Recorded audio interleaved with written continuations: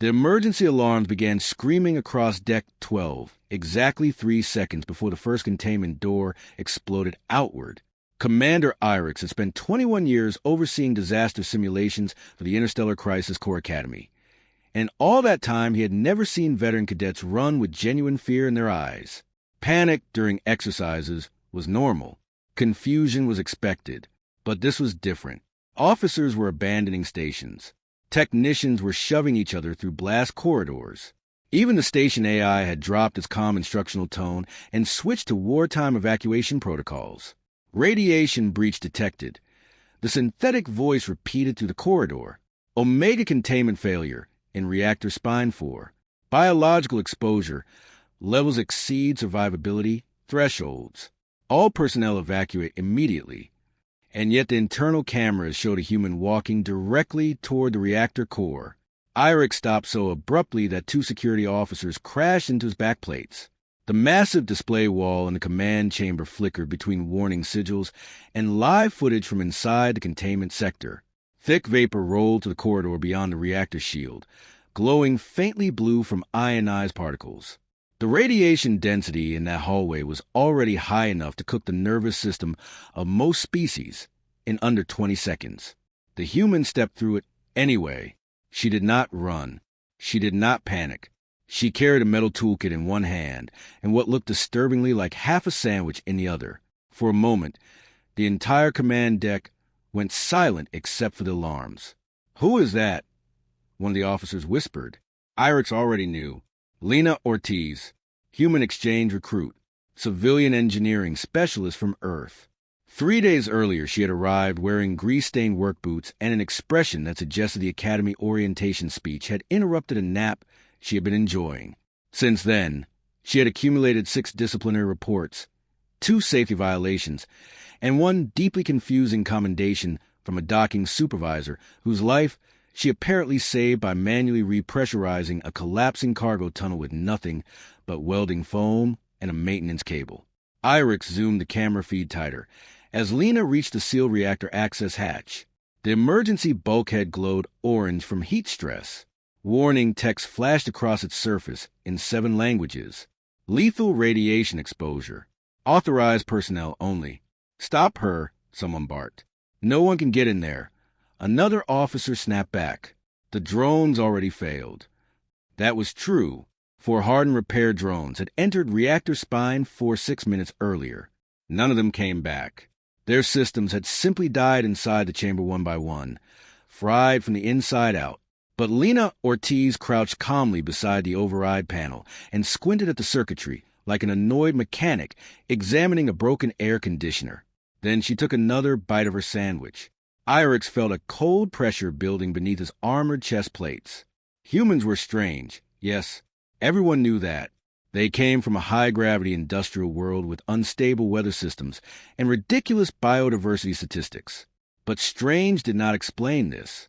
The reactor temperature climbed another 4%. "Why is she not evacuating?" one of the cadets asked quietly. Nobody answered. On screen, Lena wiped her hands on her work jacket, pulled a compact respirator mask around her mouth, and forced the hatch open manually with a hydraulic pry bar. A wave of blue vapor burst outward hard enough to crack the corridor lighting. The nearest camera lost signal instantly. Then, through static and distortion, the feed stabilized just enough to show Lena stepping inside the reactor chamber. Every life sign monitor connected to the room immediately lit up crimson.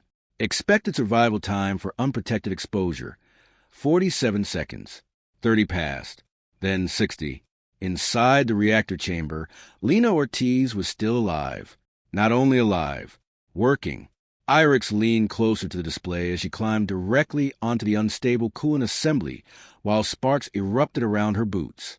The radiation readings had become so absurd that the monitoring software started rejecting its own calculations as sensor corruption. And then Lena's voice crackled through the emergency comms. "Hey," she said casually between bursts of static. "Quick question. Was this thing already smoking before it exploded, or is that new?" For 6 full seconds, nobody inside the command chamber answered her. The silence itself became terrifying. Commander Irix stared at the live reactor feed, while warning indicators flashed violently across every screen in front of him. By now, Lena Ortiz should have been unconscious at minimum, dead at worst. Yet the human stood balanced on top of a collapsing coolant manifold with the irritated posture of a technician forced to work overtime. Human recruit. Irix finally barked into the comm system. "You're ordered to evacuate immediately." A burst of sparks exploded beside her face. Lena flinched more from annoyance than fear. "Yeah, that's probably smart," she admitted. "Problem is your reactor stabilizers are melting in real time, and if I leave right now, this whole section's going to go critical." One of the Academy engineers physically recoiled from the statement.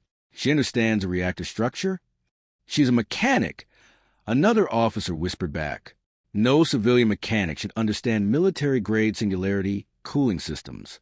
Inside the chamber, Lena wedged herself between two overheating conduits and began manually rotating a pressure valve that had partially fused shut. The metal around her hands glowed dull orange from heat stress. Irix activated the thermal overlay. The chamber temperature had surpassed 300 degrees Celsius. The human suit had no thermal shielding, no reinforced radiation mesh, no combat-grade environmental protection. She was wearing industrial work gloves. "What exactly," Irix asked slowly, "did humans use before advanced automation?" Nobody answered that question either, because suddenly nobody in the room wanted to know. Lena grunted as the valve resisted her. "Okay, yep, there's a problem. Coolant lines backed up with slag." She paused. "Honestly, this setup is kind of death trap." The chief reactor engineer looked personally insulted. That system was designed by the finest minds in the Coalition. Then the finest minds in the Coalition never worked in a refinery during monsoon season, Lena muttered. She pulled a compact multi-tool from her belt, jammed it directly into an exposed maintenance socket, and forced the system open manually. The reactor chamber shook. Every officer on the command deck froze. Power readings dipped sharply, then stabilized. A second later, the screaming alarm tones abruptly stopped. The silence that followed felt almost unnatural. Across the station, emergency lighting shifted from crimson back to standard white. Containment doors unlocked one by one with heavy mechanical clunks. Automated evacuation instructions ceased mid-sentence. Lena exhaled loudly into the comm system. "Okay, good news. You're not all going to die." Several cadets actually applauded before realizing how insane that reaction was. Irix did not move. His eyes remained fixed on the human climbing back down from the reactor assembly, while radiation levels continued pouring to the chamber at concentrations that should have liquefied her internal organs. Then Lena removed her respirator mask and frowned. The entire room stiffened again. "What?" Irix demanded instantly. "This explains a headache." She said it casually, like she had discovered a loose floor panel. "The reactor leak?" Irix asked carefully. "No, the weird metallic taste." Lena wiped sweat from her forehead. Thought maybe the station water system sucked. One of the medical officers made a choking sound. Irix muted the command deck microphones before the panic became contagious. That was the moment the fear truly began. Not when she entered the chamber. Not when she survived, but when every expert present realized the human genuinely did not understand how close she was supposed to be to death. Or worse, maybe she understood perfectly. The reactor lockdown ended 23 minutes later. Lena emerged from a containment corridor carrying her toolkit over one shoulder, while emergency crews in full hazard armor stared at her like she had crawled out an extinction event. One medic approached cautiously, with a bioscanner trembling in all four hands. "Please remain still," he said. Lena blinked. Okay." The scanner swept over her body, then beeped again. The medic frowned and restarted it. "Is something wrong?" Lena asked. The medic looked up slowly. "Your radiation exposure levels are elevated." "Is that bad?" The medic stared at her for a long moment. For comparison, recruit Ortiz, most species will be deceased. "Oh," Lena considered that. "Well, that's inconvenient." "Inconvenient? My shift assignment starts in like an hour." The medic lowered the scanner. Commander Irix turned away before anyone saw the expression crossing his face. Because deep beneath the confusion, beneath the disbelief, something older and colder had begun creeping into his thoughts.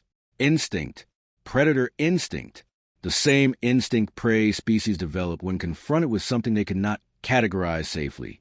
Humans had entered the coalition only 18 standard years ago.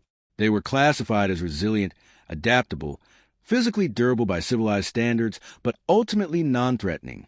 Primitive compared to older galactic powers. Chaotic, yes. Reckless, certainly. But manageable. That word echoed inside Irix's head now. Manageable. Meanwhile, Lena was drinking from a hydration pouch while casually chatting with technicians about whether the Academy kitchen served real coffee or only that recycled dirt-tasting substitute. Nobody knew how to respond to her anymore, because the impossible part was no longer her survival. It was her normalcy. The station AI interrupted the silence. "Attention!" the synthetic voice announced calmly. "Emergency Review Board requests immediate attendance from Commander Irix regarding human exchange recruit Lena Ortiz." Several officers exchanged uneasy looks. Irix already knew what that meant. This reactor failure had not been random. And somewhere deep inside the Academy systems, people far above his authority level had just become very interested in one human mechanic from Earth, especially after the final reactor report appeared on the command display. Cause of failure, deliberate system sabotage, and directly beneath it, another line quietly populated the screen. Subject response exceeded all projected survival parameters. The emergency review chamber sat beneath the Academy's primary command tower in a section of the station most cadets never knew existed. No windows, no insignias, no decorative architecture meant to impress visitors. Only smooth black walls lined with signal dampeners and enough security fields to imprison military-grade warforms. Lena Ortiz arrived 14 minutes late, carrying a steaming cup of coffee and a half-disassembled maintenance drone under one arm. "I got lost," she explained as two armored guards escorted her through the final checkpoint. Also, this thing kept trying to stab people. The drone twitched weakly in her grip. One of the guards quietly stepped farther away from her. Commander Irix stood near the center of the chamber beside a curved observation table, where 7 senior officials watched Lena, with expressions ranging from fascination to unease. None of them acknowledged the coffee first. Their eyes locked onto the drone. "That unit malfunctioned during the reactor incident," one official said carefully. "Its aggression protocols activated after exposure to electromagnetic instability." Lena nodded casually. "Yeah, I figured. Its targeting system was looping." She lifted the dismantled drone slightly. "You had 2 cross-signal relays frying the threat recognition layer." The official blinked twice. That diagnosis should not have been possible without military engineering certification. "Well," Lena said while sipping her coffee, "it kept trying to cut my leg off, so motivation was pretty high." Silence settled over the room again. It kept happening around her. Every conversation eventually collapsed into silence, not because humans were loud or intimidating, because they disrupted expectations so completely that people stopped knowing what normal reactions looked like. Irix watched the officials carefully. 3 of them had already reviewed her reactor survival data. One had personally authorized the sabotage operation, designed to test her under live conditions. None of them looked comfortable anymore. "Recruit Ortiz," said Director Vaylor at the center of the table. "How familiar are you with extreme environmental exposure?" Lena shrugged. "Depends what counts as extreme. The radiation leak should have incapacitated you." "Probably. You remained functional for 19 minutes. Honestly, I've had worse work days." The statement visibly unsettled half the room. Vaylor leaned forward slightly. "Explain." Lena hesitated for the first time since entering. Not nervousness. "Memory. When I was 19, she said slowly, I worked emergency salvage near the South Pacific storm belts back on Earth. Cargo platform collapsed during a reactor flood. Half the shielding failed before evacuation finished." She took another drink of coffee. "We stayed because people were trapped." Irix noticed something shift across the chamber. Not fear this time. Confusion. "You knowingly remained inside a radiation zone. Another official asked. Lena frowned slightly. Well, yeah. For how long? She thought about it. Maybe 4 hours? Nobody spoke. One official actually checked his tablet to verify whether the human translator had malfunctioned. For hours. The room's tension changed shape after that. Before, they had viewed her as an anomaly. Now they were beginning to understand something far more dangerous. Humans did not define survival the same way other species did. Vaylor activated a hollow display above the table. A rotating image of Earth appeared in pale blue light.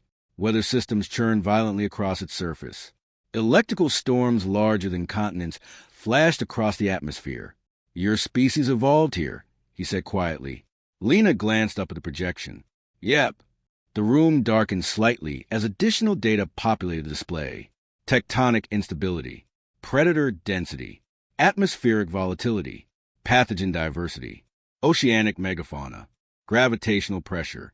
The statistics looked less like a habitable world and more like an active punishment mechanism designed by hostile physics. Even after reviewing the numbers repeatedly, Irix still struggled to accept them.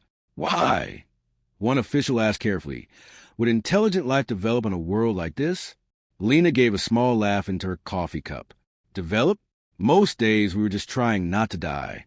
That sentence lingered in the chamber long after she said it, because there was no bravado in her voice. No pride, no dramatic emphasis, just exhausted honesty. And somehow that made it worse. A warning pulse suddenly flashed across Irix's wrist console. Neural conditioning trial beginning in Arena Complex 3. He looked up sharply. That session was not scheduled until tomorrow. Vaylor never took his eyes off Lena. Schedules changed. Of course they had. The officials wanted more data. They wanted limits. And increasingly, Irix suspected they were terrified no such limits existed. Arena Complex 3 resembled a military bunker more than a training hall. Thick armored walls surrounded a massive circular chamber, where cadets underwent psychological stress simulations against controlled predator constructs. Most species hated the neural trials more than physical combat. Pain could be endured. Fear was different. Fear broke people from the inside. Lena stepped into the chamber, still carrying her coffee. Do I need safety gear? She asked. No, Irix answered. Cool. The chamber doors sealed behind her, with a thunderous metallic impact. Above the arena floor, hidden emitters activated one by one.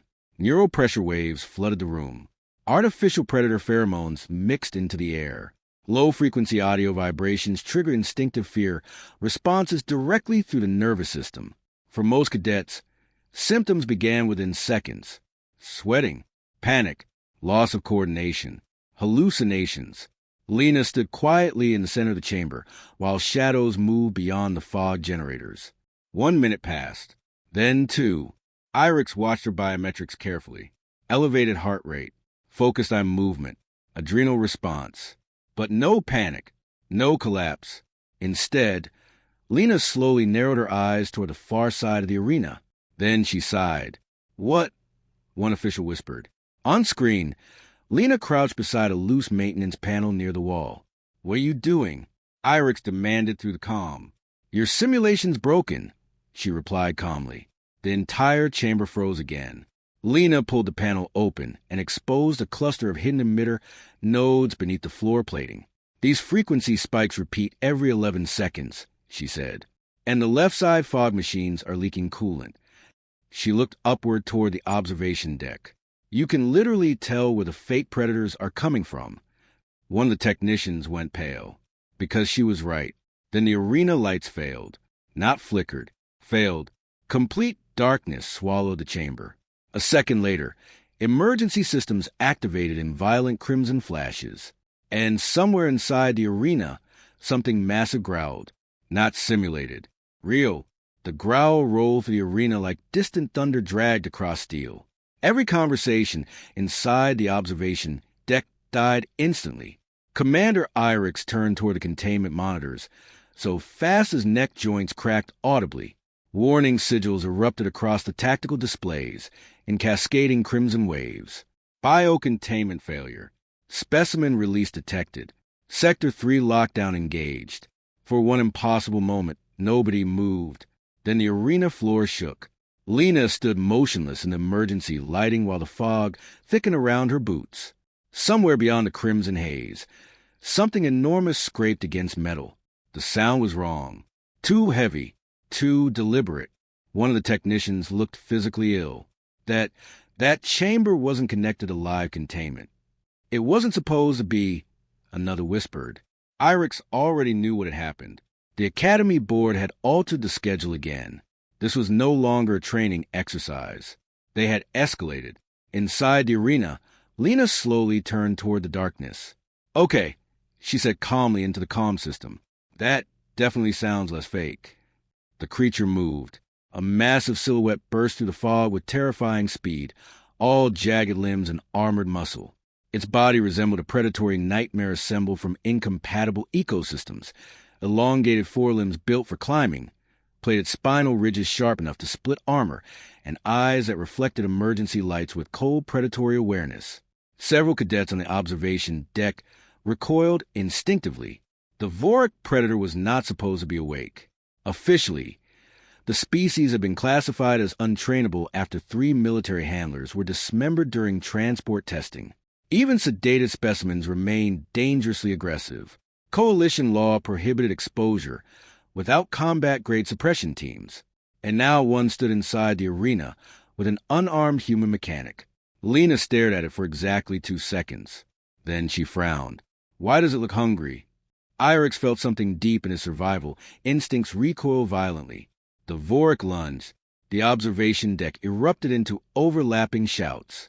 Lena moved sideways at the last possible instant, avoiding the impact with an almost casual pivot that sent the creature crashing into the arena wall hard enough to dent reinforced alloy plating. The entire chamber shook. But instead of running, Lena looked annoyed. "Hey!" she shouted at the creature. "I'm pretty sure this isn't part of orientation." The Vorik recovered instantly, claws tearing sparks on the floor as it spun toward her again. "Open the arena!" one official yelled. "We can't," a technician shouted back. "Containment systems are overriding manual access." Of course they were. Somewhere higher in the command chain, somebody wanted this test to continue. Irix's claws tightened against the railing until the metal bent beneath them. Inside the chamber, the Vorik attacked again. This time Lena grabbed the exposed maintenance panel she had opened earlier and ripped an entire conduit free from the wall. Blue sparks exploded around her hands as she swung the metal bar directly into the creature's jaw. The impact echoed through the arena. The Vorik staggered. Not badly, but enough. The observation deck fell silent again, because nothing about what they had just witnessed made biological sense. Voriks were dense-muscled apex predators capable of tearing through combat armor. Humans were not supposed to hit that hard. Lena backed toward the center platform, breathing faster now, but still controlled. "Okay," she muttered under her breath. "Definitely not fake." The creature circled her carefully this time, watching, learning, and somehow that made the situation worse. Irix activated the arena scanners manually. Data flooded across his display. Vorik stress hormones elevated. Predatory aggression unstable. Behavioral pattern divergence detected. The creature was adapting its tactics. Then Lena did something that made the entire observation deck stare in disbelief. She picked up a broken chunk of metal and threw it across the chamber.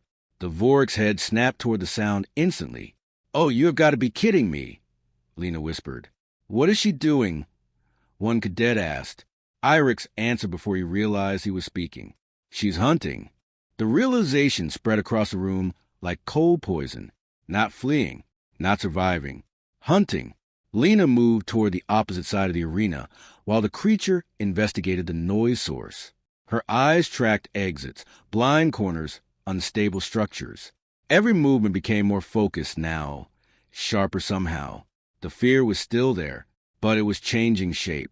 The human brain, Irix realized with growing horror, was reorganizing itself under pressure, not shutting down, optimizing. The Vorik suddenly spun back toward her with a violent roar. Too late. Lena slammed the exposed conduit into a coolant rupture line beside the wall. Freezing vapor exploded outward in a violent white blast directly into the creature's face. The Vorik recoiled instinctively, roaring in confusion as supercooled mist coated its sensory organs. Then Lena charged it. Actually charged it. The observation deck erupted again. What is she doing? Lena vaulted onto the creature's side using a collapsed support beam as leverage and jammed the sparking conduit directly against the exposed nerve clusters beneath its armored neck. Electricity detonated across the chamber. The Vorik convulsed violently and crashed sideways into the arena floor hard enough to crack the metal beneath its body. Then everything went still. Lena stumbled backward, breathing hard. Smoke curling from her improvised weapon. The Vorik twitched once, then lowered itself slowly against the floor. Alive, but defeated. No one inside the observation chamber spoke for several seconds.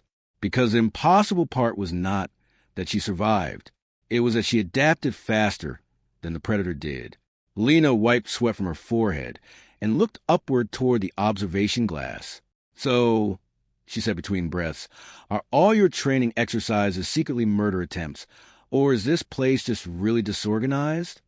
Nobody answered, not because they lacked explanations, because every explanation available sounded insane. Commander Irix looked down at the tactical report, still scrolling across his display. Hidden beneath the containment data, one line of restricted information had just unlocked automatically due to the encounter. Human Threat Assessment Protocol. Active, and directly beneath it, another message appeared. Warning. Subject response consistent with Class Omega survival patterns. Irix felt the blood drain beneath his armored skin. Because there were only 3 known species in galactic history ever given Omega classification. 2 were extinct. The 3rd had started a war that lasted 80 years. And humanity had never appeared on that list before tonight. The Academy went into silent lockdown 30 minutes after the arena incident. No alarms. No public announcements. That alone told Commander Irix the situation had escalated far beyond ordinary containment protocol. Entire corridors sealed without explanation. Military-grade encryption flooded the station networks. Civilian communications shut down one system at a time until even internal cadet channels vanished into static. The Academy was no longer behaving like a training facility. It was behaving like a government site, protecting classified intelligence. And somewhere inside the station, Lena Ortiz was still asking people where she could get edible coffee. Irix found her in Maintenance Sector 9 sitting cross-legged atop a cargo crate, while 3 engineering drones hovered around her like nervous animals. One extended a damaged manipulator arm toward her cautiously while she tightened replacement, wiring with a handheld tool. You know, they're not supposed to trust unauthorized personnel, Irix said. Lena glanced up. Yeah, well, somebody programmed these poor things by throwing logic into a blender. One of the drones emitted a cheerful confirmation tone. That is deeply concerning, Irix muttered.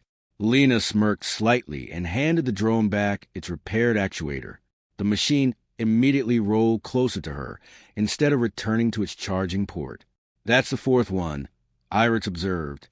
The 4th what? Machine that has ignored standard behavior restrictions around you. Lena shrugged. Maybe your station equipment's desperate for competent maintenance. Normally a statement like that would have irritated him. Instead, it unsettled him. Everything around the human kept changing behavior patterns. Predators became cautious. Machines became cooperative. Cadets became dependent. Even panic itself seemed to affect her differently. Where most species deteriorated under stress, humans appeared to sharpen, and the Academy leadership was terrified enough to start hiding things. Walk with me, Irix said quietly.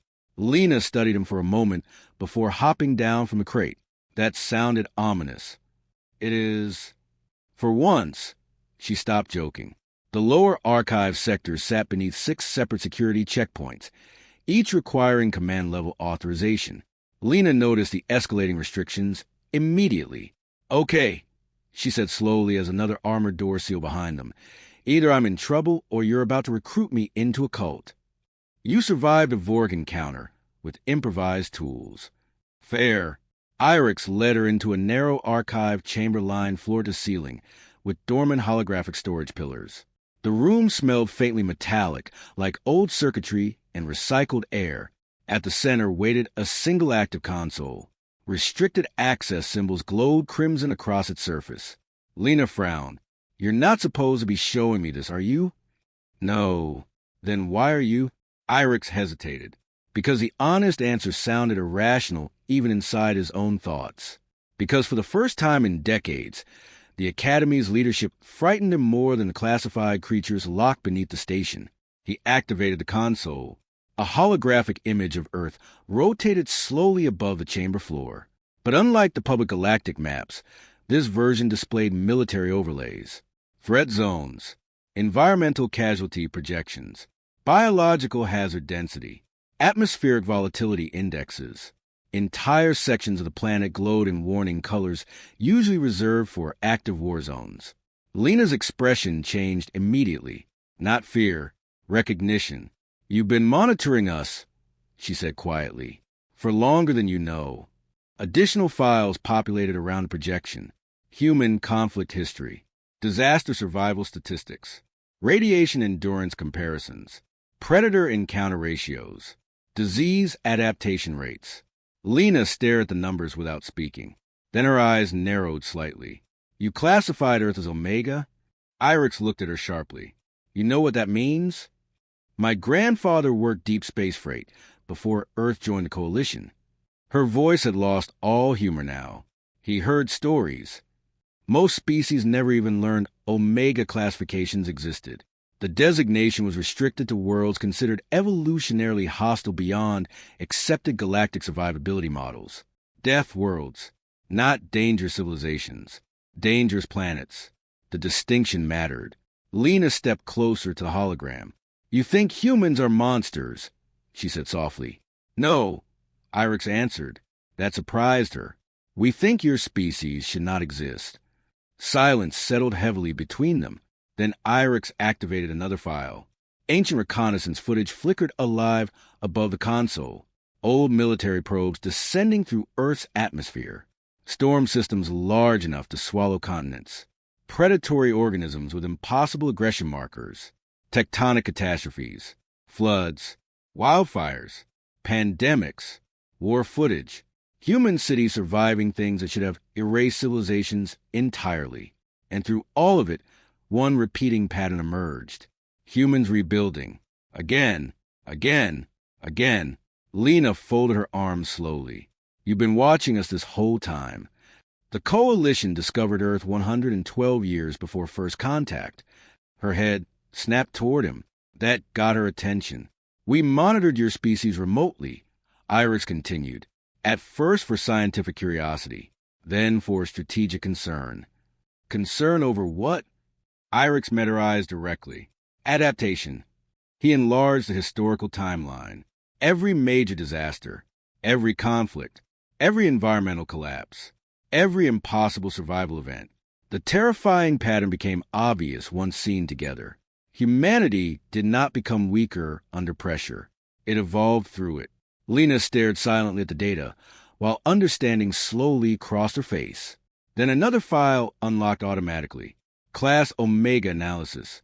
Authorized command access only. Irix opened it reluctantly. A final report appeared across the chamber. Primary human threat factor is not aggression, not intelligence, not physical durability. Primary threat factor, normalization of chaos conditions. Lena read the line twice, then exhaled softly. That's actually kind of fair. Irix almost laughed despite himself.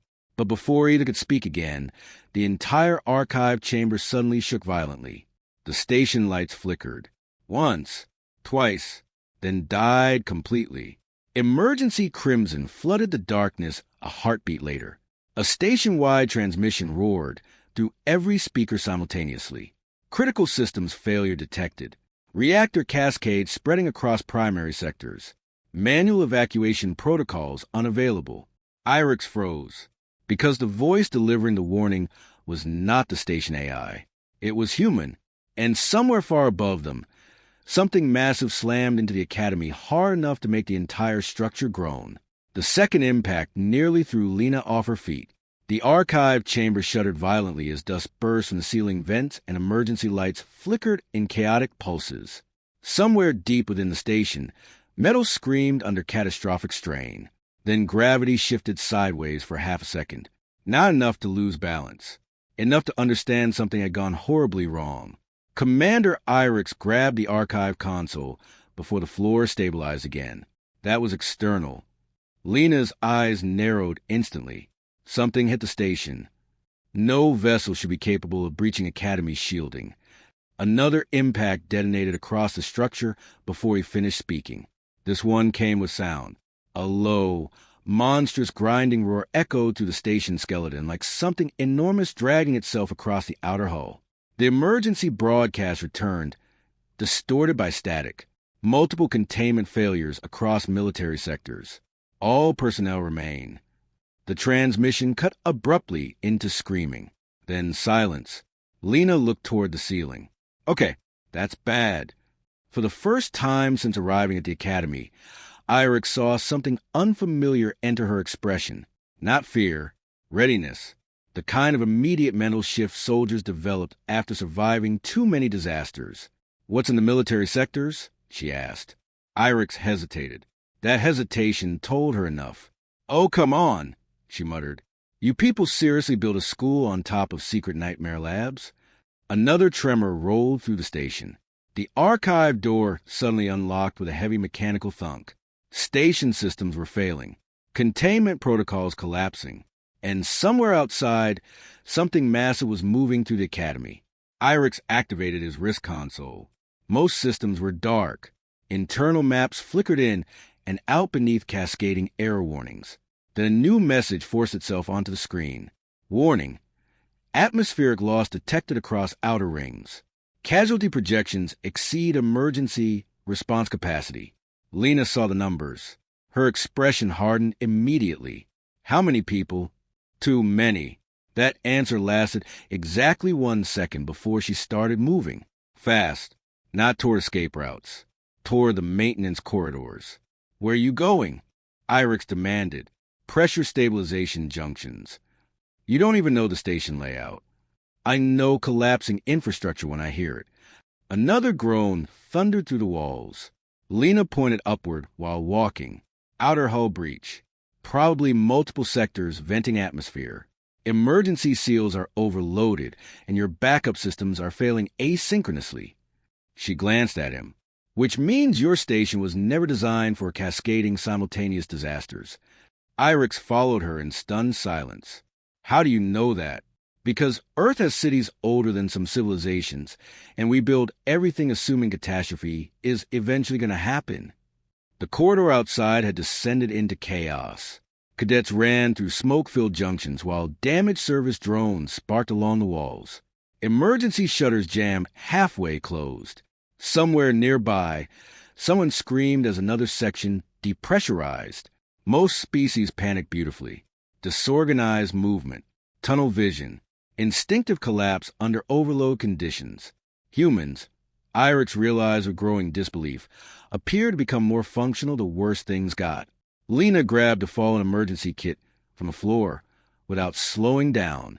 Where's your nearest structural relay hub? Sector 8. Too far. She scanned the corridor rapidly. Alternative route? Irix pointed toward a maintenance shaft. Restricted access. Great. Before he could respond, she ripped the emergency panel off the wall and forced the shaft hatch open manually. The metal shrieked in protest. Irix stared. That hatch requires hydraulic authorization. Yeah, well, Lena grunted while forcing it wider. Hydraulics are apparently busy exploding. The maintenance shaft beyond was narrow, dark, and shaking violently from structural stress. Steam hissed from ruptured pipes overhead. Lena crawled inside immediately. Irix followed because, disturbingly, he had begun trusting the human more than the Academy itself. Above them, another explosion rippled through the station. The shaft lights died. Emergency red replaced them seconds later. Lena kept moving. How are you this calm? Irix finally demanded. Who said I'm calm? You do not appear afraid. That actually made her laugh once. Short, humorless. Commander, I grew up in a coastal megacity during storm season. When I was 12, half my neighborhood flooded while electrical fires spread through the transit grid. She pulled herself upward through the shaft ladder. People screaming doesn't fix emergencies. You move first, panic later. That sentence lodged itself into Irix's mind like shrapnel. You move first, panic later. Ahead of them, the shaft opened into a fractured maintenance junction where sparks rained from exposed conduits. 3 cadets huddled near a sealed bulkhead while atmosphere alarms wailed around them. One looked up desperately. The door controls failed. Lena crossed the room instantly. Pressure differential? She asked. We don't know. She pressed one hand against the bulkhead, then frowned. There's still atmosphere on the other side. How can you tell? The vibration changed. Before anyone could stop her, Lena pried open the damage control housing and reached directly into the exposed circuitry. Irix physically tensed. Human, that system is live. Blue sparks exploded across her arm. The cadets recoiled. Lena winced. Yep, definitely live. Then she rerouted the power manually. The bulkhead door groaned open. Air rushed through safely. The cadets stared at her like they had just witnessed sorcery. But Lena was already moving again. No celebration. No hesitation. Only forward momentum. Because now the station itself was deteriorating faster by the minute. And somewhere in the collapsing darkness above them, something enormous slammed through another deck. This time the roar that followed sounded almost mechanical. Almost. Irix's console suddenly flashed with incoming priority intelligence. He opened it while running beside her, then stopped cold. The classified military sectors had finally identified the source of the attack. Not pirates, not invaders, not system failure. One line burned across the screen. Experimental specimen Omega 9 has breached containment, and directly beneath it, warning. Subject displays adaptive behavioral evolution patterns similar to humanity. By the time they reached central stabilization, the station was dying. Not metaphorically, not dramatically, actually dying. The Academy's massive internal spine had begun to fracture under cascading system failures, and every deck below them groaned like a wounded animal struggling to stay upright. Emergency bulkheads jammed halfway, closed throughout corridors. Fires burned uncontrolled behind sealed ventilation shafts. Entire sections of the station had already depressurized into vacuum, and somehow, through all of it, people kept following Lena Ortiz. At first it had only been frightened cadets. Now armed security officers were doing it too, not because she outranked them, because every place the human one became survivable. Lena climbed over a collapsed support beam and dropped into central stabilization with such streaked across her face, and one sleeve burned halfway off from an electrical flash earlier in the climb. She looked exhausted now, truly exhausted. Her movements had lost some of their earlier speed, but she was still moving. Commander Irix watched the control chamber doors seal behind the growing crowd of survivors. Nearly 40 people had gathered there from different academy sectors, many injured, some barely functioning, all of them looking toward the human. Lena noticed immediately, and hated it. Do not do that, she said while grabbing a damaged diagnostic tablet from the floor. A nervous cadet blinked. Do what? The staring thing. She activated the tablet manually. I'm not magic. I'm just trying to stop us from exploding. The chamber lights flickered again. The station shuddered hard enough to knock several people off balance. Then came the sound. A distant metallic roar rolled through the structure, like grinding engines mixed with something almost alive. Several survivors froze in terror. Lena didn't, but Irix saw her jaw tighten. Even humans had limits. The central display finally flickered online, projecting a fractured map of the station. Entire sectors blinked crimson. Structural collapse spread steadily inward toward the core. And there, moving through the academy like a wound tearing open, was Omega 9. The creature's heat signature dwarfed every containment model in the archive. One of the surviving officers stared at the projection in disbelief. That thing was never supposed to wake up. Lena looked over sharply. Okay, I'm officially done being the last person told horrifying information. Silence answered her. Then Irix finally spoke. Omega-9 was a classified adaptive weapons project. A what? No species had ever demonstrated survival evolution patterns comparable to humanity. His voice sounded heavier now. The Coalition wanted to replicate it artificially. The room went cold. Lena stared at him for several seconds, then laughed once in pure disbelief. You built a monster because humans made you insecure? Nobody believed the adaptation rates were possible naturally. And now, another violent tremor interrupted him. The station lights failed completely for 3 full seconds before emergency systems returned. During that brief darkness, something slammed into the outer wall of central stabilization, hard enough to dent the reinforced metal inward. People screamed. Weapons came up instantly. Then silence returned. The thing outside moved slowly along the hull. Listening, Lena exhaled carefully. Great. A transmission suddenly crackled across the chamber speakers. Not automated. Live. Attention remaining personnel, a cold voice announced. This is Director Vaylor. Central Command has authorized full containment termination procedures.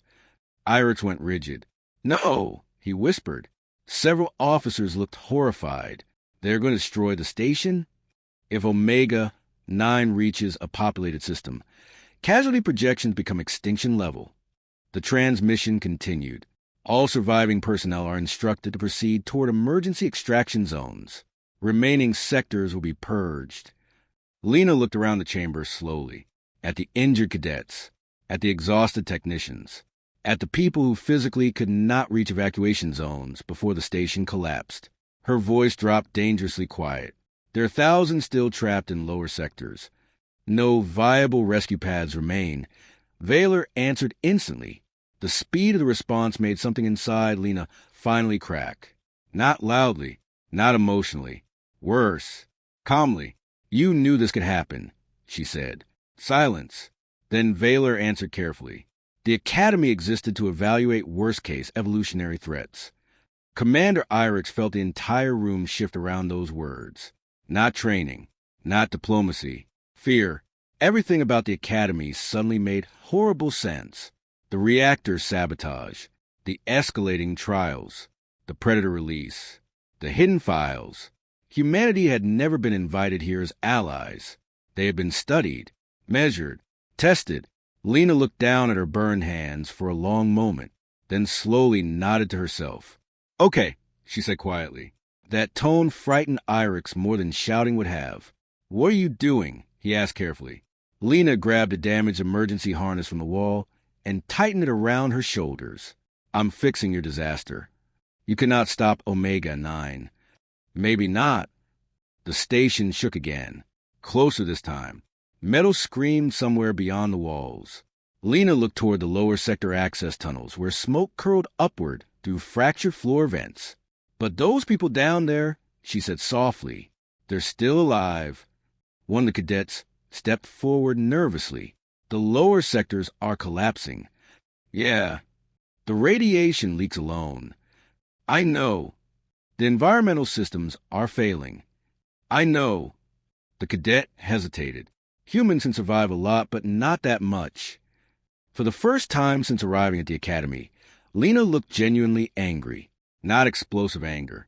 The exhausted fury of someone pushed too far for too long. You still don't get it, she said. The room fell silent again. Lena pointed toward the collapsing station around them. You think humans survive because we're stronger.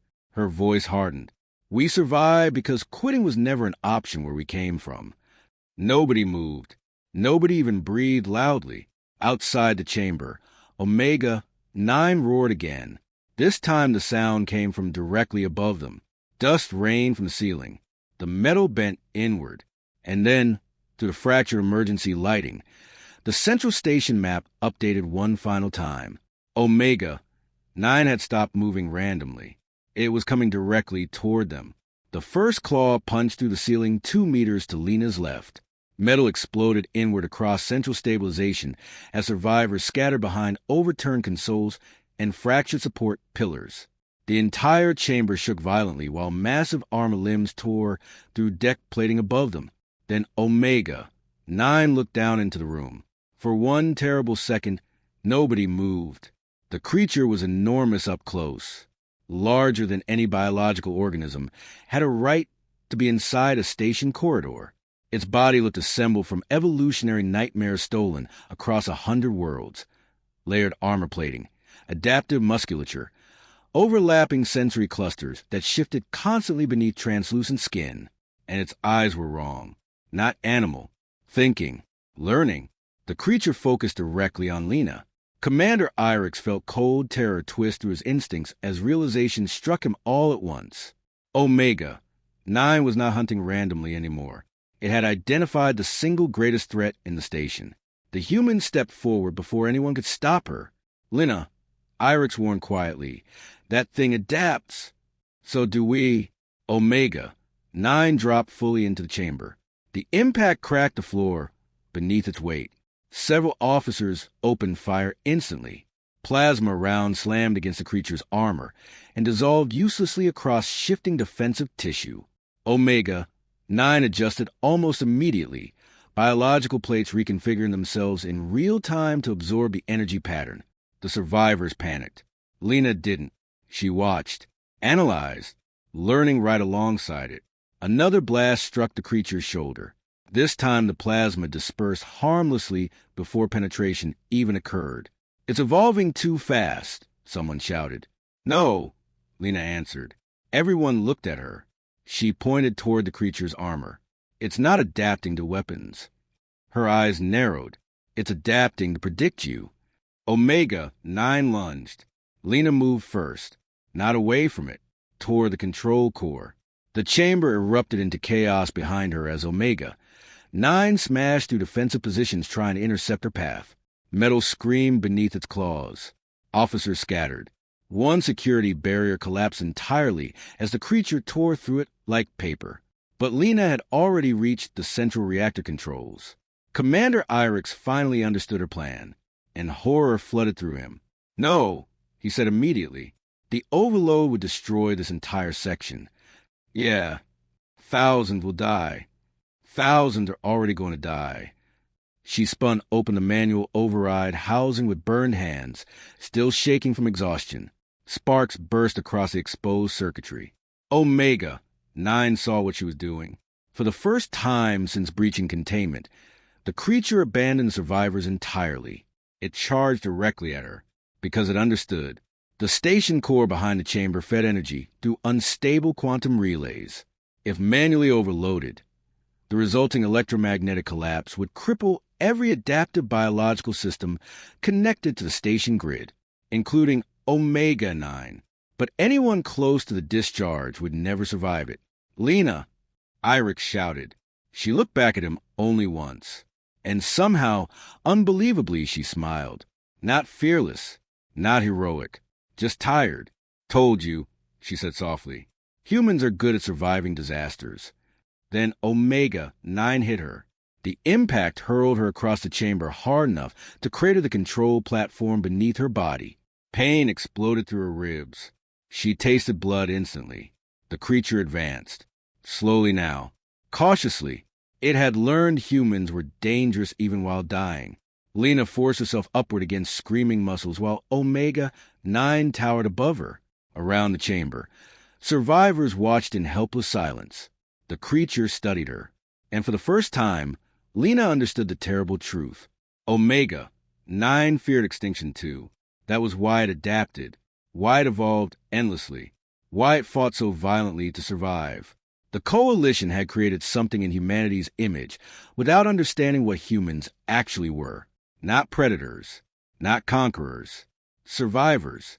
And survival, when cornered, became terrifying. Omega 9 lunged again.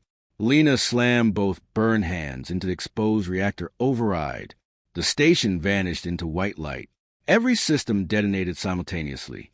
Electromagnetic force ripped through central stabilization in a wave of violent energy that shattered displays, erased lighting grids, and slammed every living thing to the floor. Omega 9 screamed, not in rage, in collapse. Its constantly adapting biology suddenly turned against itself as unstable mutations cascaded out of control faster than the creature could compensate. Armor plating split apart. Muscles convulsed violently. The thing crashed sideways to the chamber wall and disappeared into the burning depths below. Then silence fell. Complete silence. Smoke drifted slowly through the ruined chamber. Emergency systems remained dead. No alarms. No voices. Only the distant groan of a crippled station barely holding together. Commander Irix pushed himself upright through the wreckage. Lena? No answer. Fear hit him harder than he expected. He moved through collapsed debris until he finally saw her lying beside the shattered reactor controls. Alive. Barely. One eye opened weakly as he approached. Please, she muttered painfully, tell me that thing's uglier than I am right now. Irix made a sound somewhere between relief and disbelief. Around them, survivors slowly emerged from the darkness one by one. And something strange happened then. Not cheering. Not celebration. Recognition. The surviving cadets, officers, engineers, all of them stared at the injured human mechanic with expressions that had completely changed from the first day she arrived. The fear was still there, but now it existed beside something else. Understanding. Because they finally saw what humanity truly was. Not immortal, not invincible, just willing to keep moving long after every sane species would have surrendered. Weeks later, after the station survivors reached Coalition space, the official investigations began. The Academy was shut down permanently.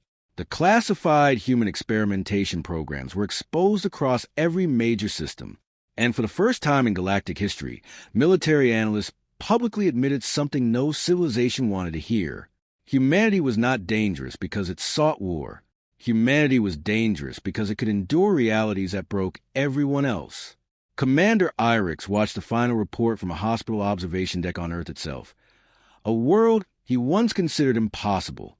Outside the window, storms rolled across the distant ocean, while human cities glittered beneath violent skies that would terrify most species into extinction. Yet billions lived there anyway, adapted to it, built within it, thrived inside it. Behind him, Lena Ortiz limped into the room carrying 2 cups of coffee. One for you, she said. Irix stared suspiciously at the drink. Is it poisonous? Lena smirked tiredly. Depends. You got a weak nervous system. For the first time in many years, Commander Irix laughed without fear. But far beyond Earth, deep in restricted Coalition space, another classified report had already begun circulating among military command.